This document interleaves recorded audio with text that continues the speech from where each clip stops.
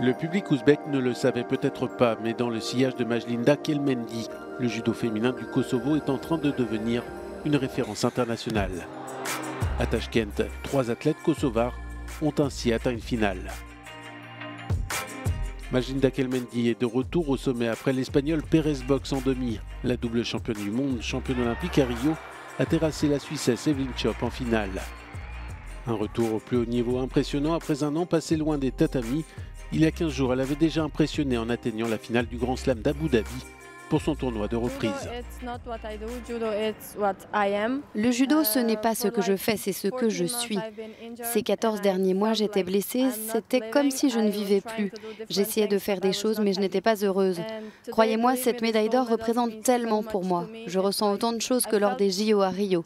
C'est pour ça que j'aime le judo. Chez les hommes, le héros du jour est slovène et combat chez les moins de 66 kg. Adrian Gombots remporte le 3e Grand Prix de sa carrière après Budapest 2016 et Agadir 2018.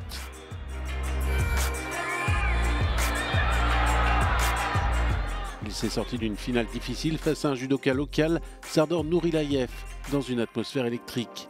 Gombots n'a pas tremblé face à un adversaire surmotivé, mais somme toute modeste.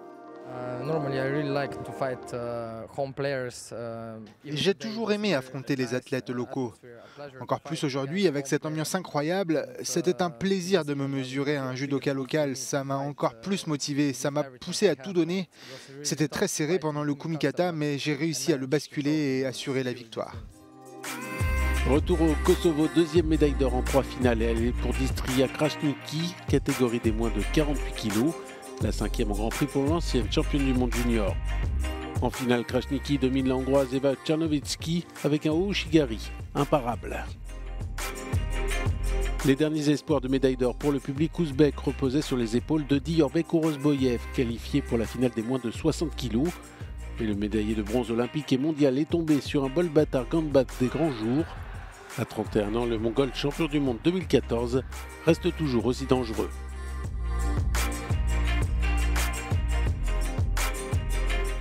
L'or pour l'Allemagne en moins de 57 kg. Teresa Stoll remporte ce Grand Prix de Tashkent.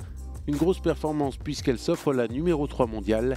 La Kosovare Nora Giakova, championne d'Europe en titre, qui l'avait emporté au Grand Slam d'Abu Dhabi il y a 2 semaines.